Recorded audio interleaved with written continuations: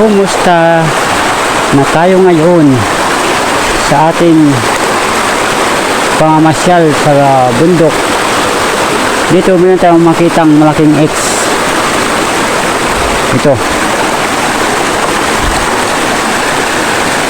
Ito gawa talaga ito ng tao.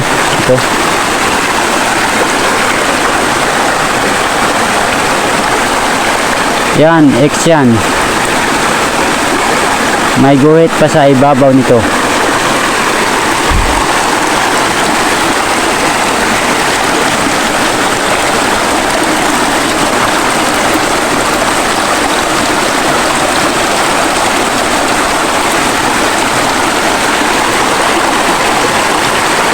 Dito ang kanyang pointer. Yan. Kabila.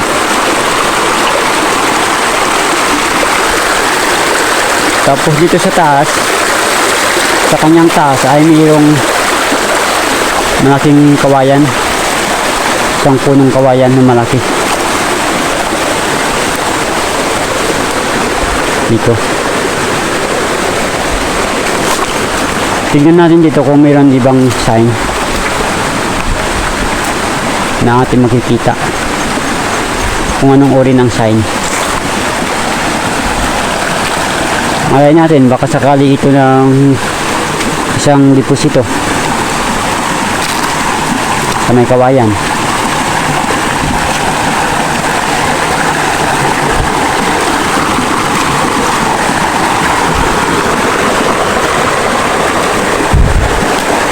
Dito naman makikita natin isang malaking letter B.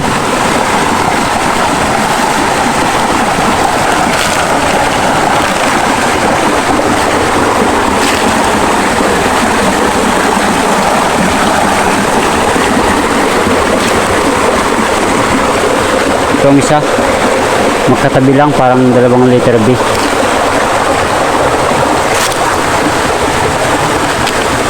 Saka ito pang isa. Ito.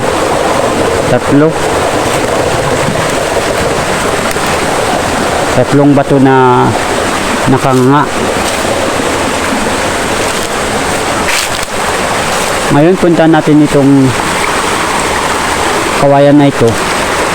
Dito sa kanyang gilid. Kita natin kung anong sign marker ang natin makikita dito. Lapitan natin dito sa kanyang ilalim.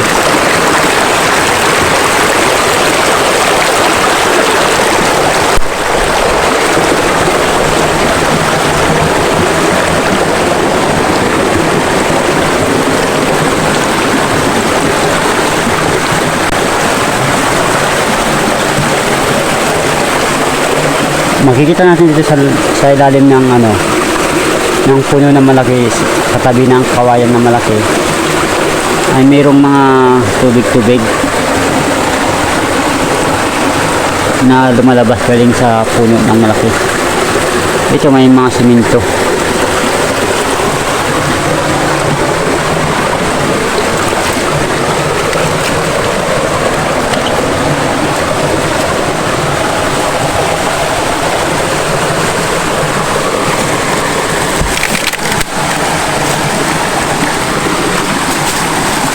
Dito ay parang mayroong isang pinaghukayan o kinanal. Gumawa siya ng kanal.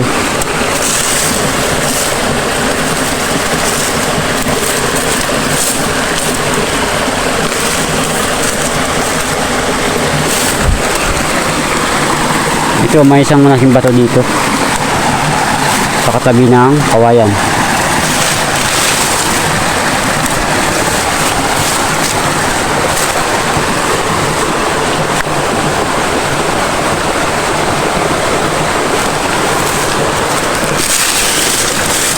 Alam ko dito mayroong sign marker sa loob ng bato. Matabunan ng lupa. Dito sa ilalim ng kawayan ng isang deposito.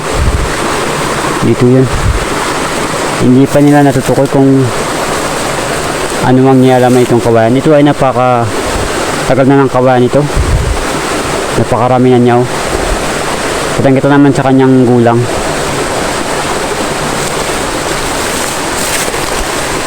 Ito parang lagyan nila ng kanal.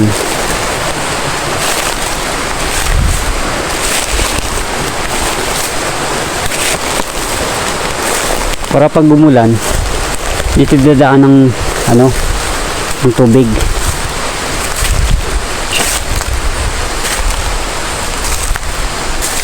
Ito kasi itong sapa na ito ay parang naka-liter B. Naka-liter B siya. Sabihin dito sa gitna ang deposito.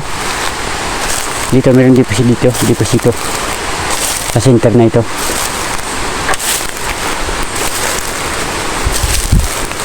Yung deposito lang ko, banda rito talaga, dito banda.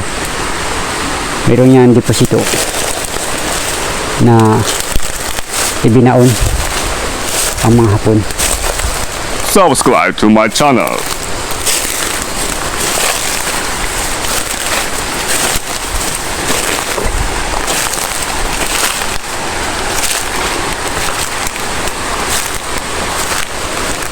Dito naman parang mayroong pinaghukayan,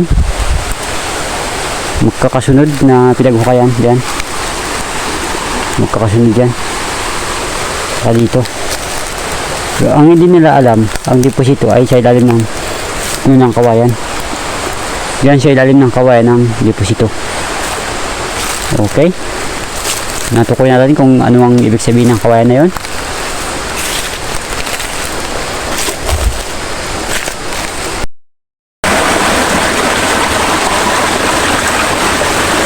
Dito naman ang mga tinakita dito, para siyang isang matigas na bato, parang kalawangin.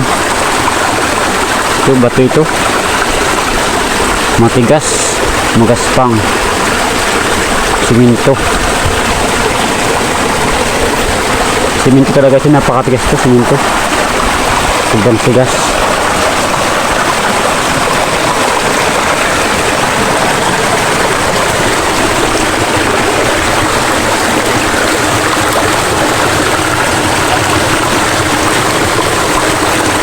Yung mga siminto talaga ito, napakatigas ng siminto na ito, sobrang tigas na siminto.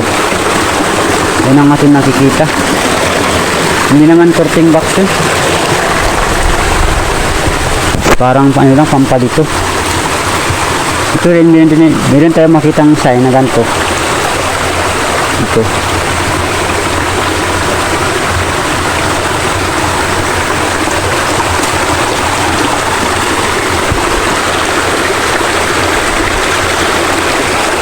Pero alam ko dito ano lang to, dito yung sign marker ang ginagawa nila dito, dito lang. So ang hinahanap natin dito yung talagang legit na sign marker, yung sigurado talaga.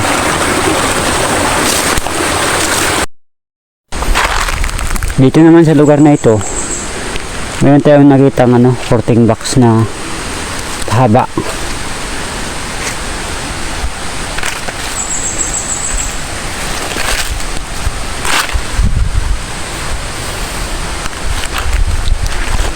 Ito mayroon siyang pan-design ito.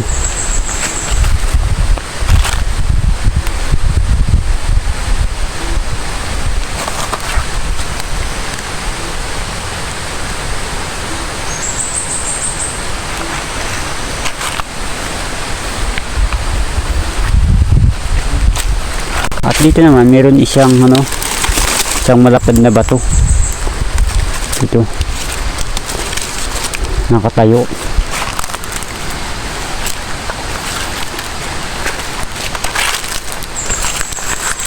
Mayroon mga yung guhit dito.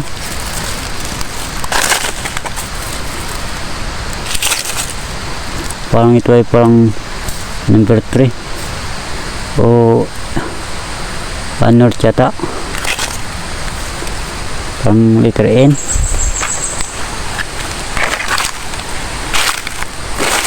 Pati ito mayroon ding sign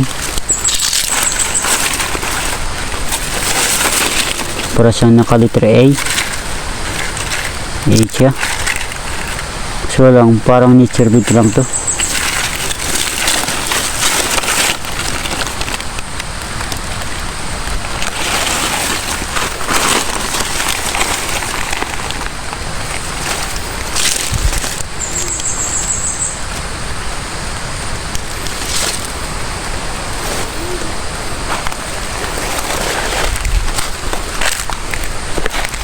Ang itinuturo ng mga bat na ito, itong nakatilos na ito ay papunta dito sa taas.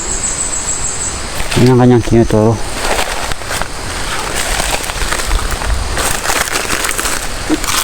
Yan, ito ay may guhit to papunta doon sa may puno ng langka. Ito yung mga sign marker.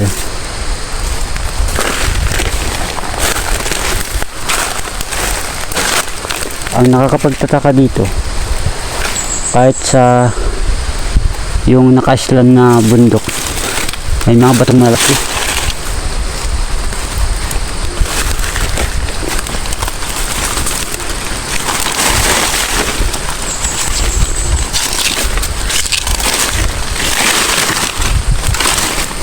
Ito naman, yung siyang parang kinapyasan, may guhit dito at binutol, ginawang parang isang box dito.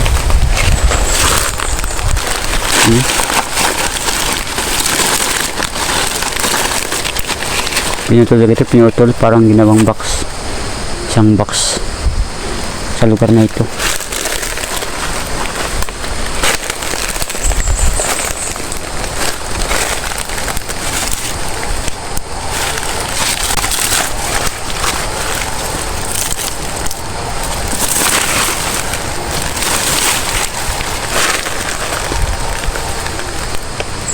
Dito naman ang daming mga guhit-guhit.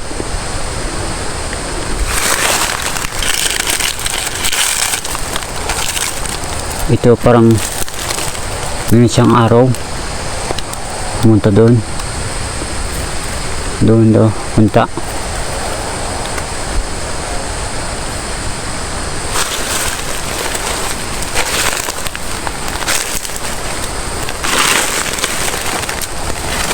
Nakakapagtaka dito, mayroon siyang bato. Ang kanyang tapyas dito ay papunta sa puno ng langka. Ito. Naman ang langka na ito ay nakaumbok siya. Dalawang langka katabi sa ibabaw nito. Yan, dalawang langka yan. Ibig sabihin ng deposito ay nandito. Yan ang deposito. Wala dito sa may bato. Nandito ang kanyang deposito. May puno ng langka. Ito kasi yung dalawang langka na ito ay talagang makikita natin na magulang na siya. Talagang magulang na langka na to.